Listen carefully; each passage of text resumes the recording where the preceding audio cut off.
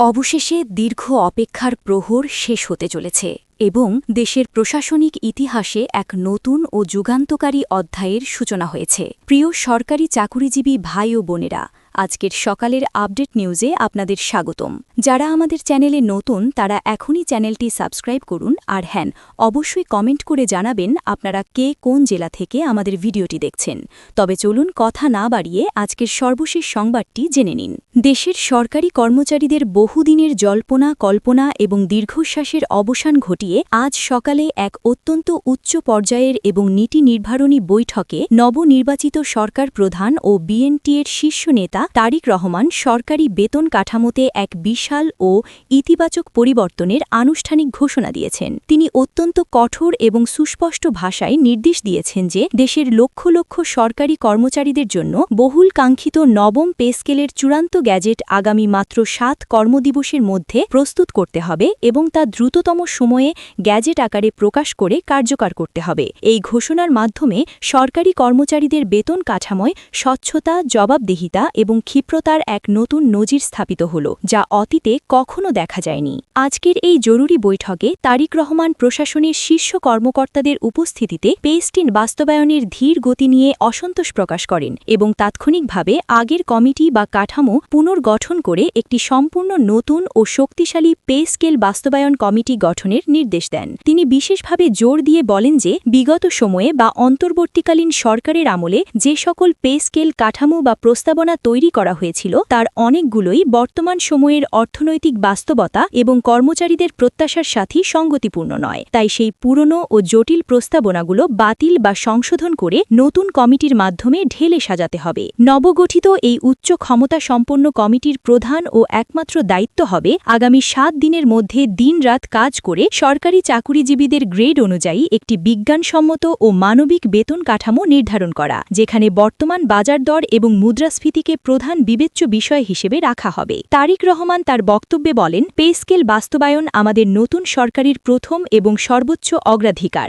আমরা চাই দেশের প্রতিটি সরকারি কর্মচারী তাদের শ্রম ও মেধার বিনিময়ে একটি ন্যায্য বেতন এবং সম্মানজনক সুবিধা পাবেন, যাতে তারা তাদের উপর অর্পিত রাষ্ট্রীয় দায়িত্ব কোনো প্রকার দুর্নীতি বা অনিয়ম ছাড়াই যথাযথভাবে পালন করতে পারেন। তিনি সতর্ক করে দিয়ে বলেন, গ্যাজেট প্রকাশে আর কোনো প্রকার আমলাতান্ত্রিক দীর্ঘসূত্রিতা বা ফাইল চালাচালি সহ্য করা হবে না। গ্যাজেট দ্রুত প্রকাশ করা হবে যাতে একেবারে সব পদক্ষেপ এবং সকল সুযোগ সুবিধা একযোগে কার্যকর হয়। সরকারি কর্মকর্তা এবং দেশের বিশিষ্ট অর্থনৈতিক বিশ্লেষকরা বলছেন, এই পদক্ষেপ দেশের প্রশাসনিক কাঠামোর জন্য অত্যন্ত ইতিবাচক এবং সময়োপযোগী। দীর্ঘদিন ধরে সরকারি কর্মচারীরা বেতন কাঠামোর পরিবর্তন ও পুনর্বিন্যাসের অপেক্ষায় ছিলেন এবং দ্রব্যমূল্যের ঊর্ধ্বগতিতে তারা দিশেহারা হয়ে পড়েছিলেন। নতুন পে স্কেল বাস্তবায়নের মাধ্যমে তারা এখন তাদের ন্যায্য বেতন এবং প্রাপ্য আর্থিক সুবিধা উপভোগ করতে পারবেন, যা তাদের জীবনমান উন্নয়নে এবং সামাজিক মর্যাদা রক্ষায় গুরুত্বপূর্ণ ভূমিকা রাখবে।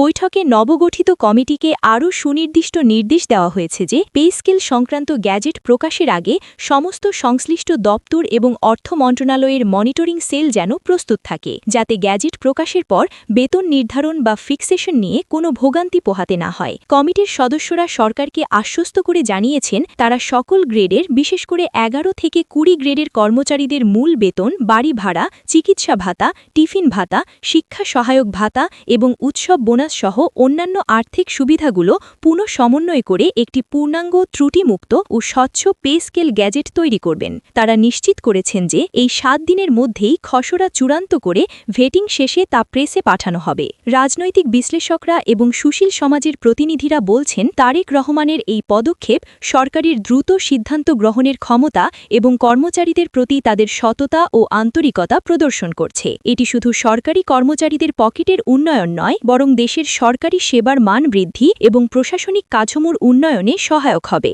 যখন কর্মচারীরা ভালো বেতন পাবেন, তখন তারা সেবা প্রার্থীদের সাথে ভালো আচরণ করবেন এবং কাজে গতি আসবে। দেশের বিভিন্ন সরকারি অফিস এবং মন্ত্রণালয়গুলোতে ইতিমধ্যেই নতুন পে স্কেল বাস্তবায়নের জন্য প্রস্তুতি শুরু হয়ে গেছে এবং কর্মচারীদের মধ্যে উৎসবের আমেজ বিরাজ করছে। এছাড়া রাজনৈতিক মহল এবং অর্থনীতিবিদরা আশা প্রকাশ করছেন যে এই পদক্ষেপ দেশের অর্থনৈতিক স্থিতিশীলতা এবং সরকারি খাতের কার্যকারিতা বৃদ্ধি করবে। বিশেষ করে দেশের সরকারি চাকুরিজীবীরা যেসব প্রস্তাবনা দীর্ঘদিন ধরে প্রত্যাশা করছিলেন এবং দাবি জানিয়ে আসছিলেন তা অবশেষে বাস্তবায়নের দিকে এগোচ্ছে। সবচেয়ে আশার কথা হল কমিটির কার্যক্রম শুরু হওয়া এবং আগামী 7 দিনের মধ্যে গ্যাজেট প্রকাশ হওয়ার পর দেশের সরকারি কর্মচারীরা নতুন পে স্কেল অনুযায়ী বেতন কাঠামো উপভোগ করতে পারবেন। বৈঠকের সিদ্ধান্ত অনুযায়ী এটি চলতি মাসের বেতন থেকেই কার্যকর হবে বলে ইঙ্গিত দেওয়া হয়েছে, যা সরকারি খাতের কর্মচারীদের আর্থিক নিরাপত্তা নিশ্চিত করবে, অর্থাৎ তারা বকেয়া সুবিধাও পেতে পারেন। বিশ্লেষকরা মনে করছেন এটি সরকারের প্রশাসনিক দক্ষতা ও স্বচ্ছতা বৃদ্ধির একটি গুরুত্বপূর্ণ দৃষ্টান্ত হয়ে থাকবে। এছাড়াও শেষ পর্যন্ত দেশের সরকারি চাকুরিজীবীদের দীর্ঘদিনের দাবি পূরণ এবং প্রশাসনিক কাঠামোর উন্নয়ন এই পদক্ষেপকে একটি যুগান্তকারী উদ্যোগ হিসেবে দেখা হচ্ছে।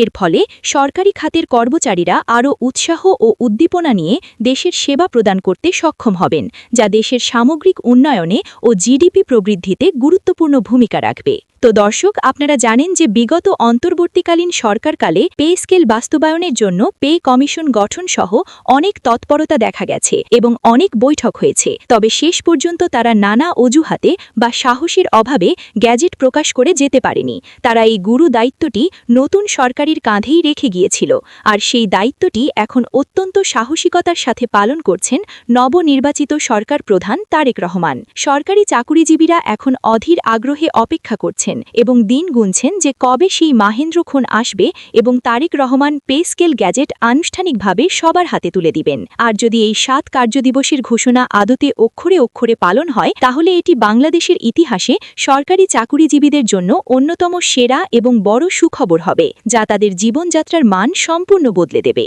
ভিডিওটি খুবই জরুরি, তাই দয়া করে সবার সাথে ভিডিওটি শেয়ার করতে ভুলবেন না। আর নতুন ভিডিও আপডেট পেতে এখনই চ্যানেলটি সাবস্ক্রাইব করুন।